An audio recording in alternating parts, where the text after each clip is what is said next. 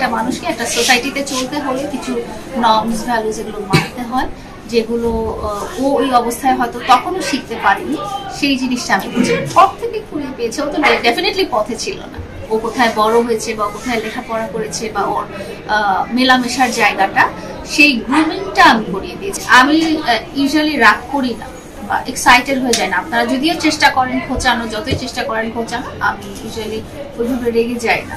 বিয়ে শুধু দুইটা মানুষের মধ্যে না, এখানে দুইটা পরিবার এবং দুইটা বৃহত্তর পরিবার, দুইটা সমাজ, দুইটা মানে বড় সারাউন্ডিং। আপনি কি ক্লিয়ার করেছেন যে মামুর সাথে আপনার বিয়ে হয়েছে? এটা ক্লিয়ার করতে হলে আমাদের অনেক এখনো কাঠখড় ফুরাইতে হবে যে কি হয়েছে। সবসময় চেয়েছি যে সে এস্টাবলিশড হোক। আপনারা হয়তো আমার আগে ইন্টারভিউ গুলো দেখেছেন বা আমার আগে কথাবার্তাগুলো দেখেছেন। আমি সবসময় চাই যে সে নিজে কিছু করুক। ও যে ইম্যাচিউর ছিল বা ওর মধ্যে যে গ্রুমিংটার অভাব ছিল বিকজ অফ দ্য পরিবেশ, আর ও কোথায় বড় হয়েছে বা কোথায় লেখাপড়া করেছে বা ওর মেলামেশার জায়গাটা, সেই গ্রুমিংটা আমি করিয়ে দিয়েছি। সেটাই আমি বোঝাতে চেয়েছিলাম যে একটা মানুষকে একটা সোসাইটিতে চলতে হলে কিছু নর্মস ভ্যালুজ এগুলো মানতে হয়, যেগুলো ও ওই অবস্থায় হয়তো তখনও শিখতে পারেনি।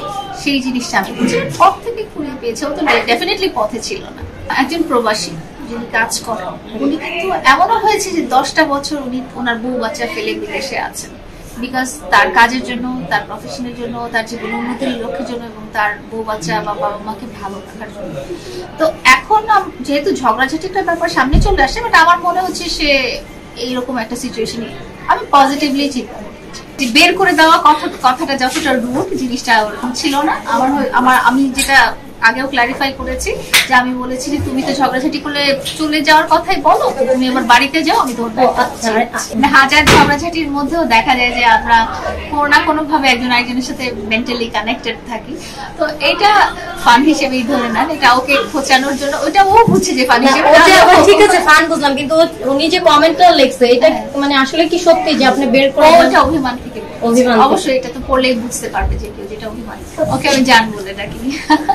ঢাকার বাড়িটার ব্যাপারে তো আপনাদেরকে আগেই বলেছি আগে ইন্টারভিউটা, যে এটা আসলে আমার বাবার বাড়ি। আর ওইভাবে আমি বললেই ঠাস করে লিখে দেওয়া অসম্ভব, এবং মামুন এই বাড়িটাও চায়। এই বাড়িটার কথা আমরা কখনো মানে আমাদের দুজনের প্রসঙ্গে আসে নাই আর কি।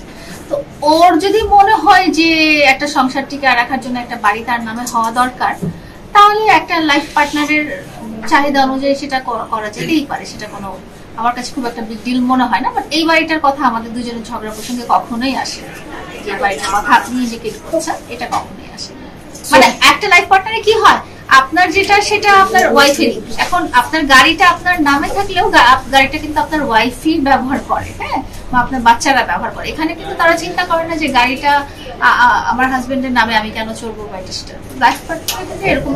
আমার তোমার এই জিনিসটা আসলে হয় না।